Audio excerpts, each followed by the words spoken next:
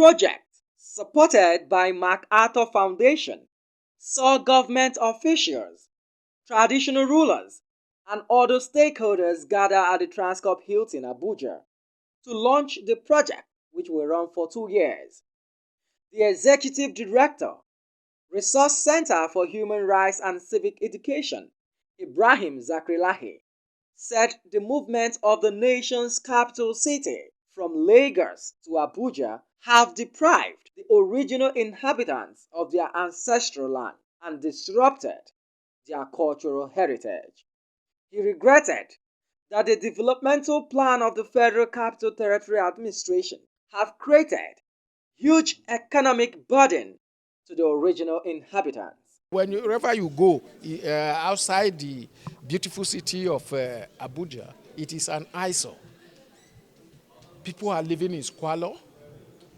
There is completely no formal education that you can say is existing there. You see a school of about 500, 600 population having only 1 or 2 teachers. So these are things that this project will seek to address. And in doing this, we want to structure the struggle of the original inhabitants in such a way that the government will be forced to listen.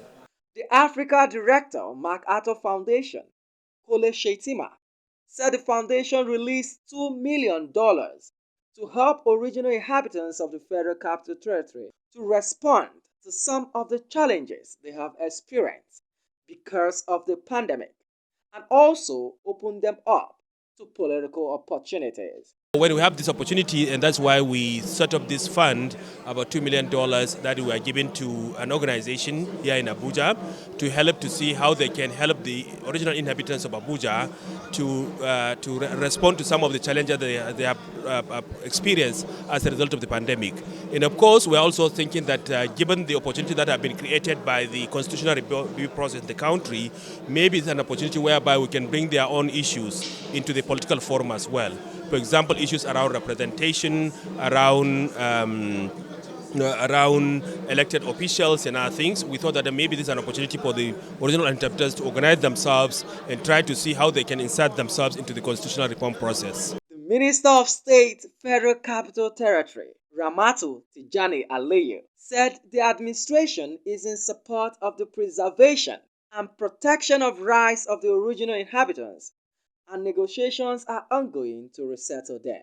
The Federal Capital Territory Administration, under the leadership of Malam Muhammad Musa Bello, has taken it upon itself to ensure that the rights of the original inhabitants are not denied them, which is why we have opened a free channel of communication with them through periodic physical engagement with our officials. The second of this type of meeting comes up tomorrow, mainly on resettlements and compensation.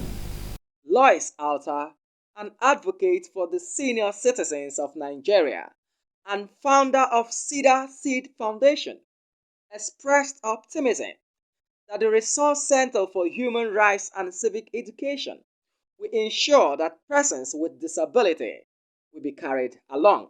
I'm so proud of this project today because I know that Christ is going to make sure that persons with disabilities are being carried along in this project.